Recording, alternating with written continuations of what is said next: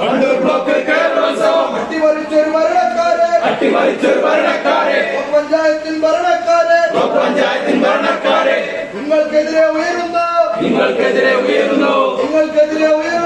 നിങ്ങൾക്കെതിരെ ഉയരുന്നു യുവജനങ്ങളുടെ പ്രതിഷേധം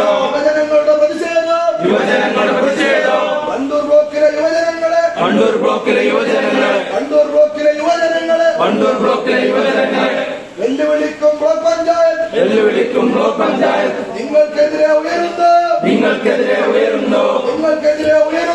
നിങ്ങൾക്കെതിരെ ഉയരുന്നു യുവജനങ്ങളുടെ പ്രതിഷേധം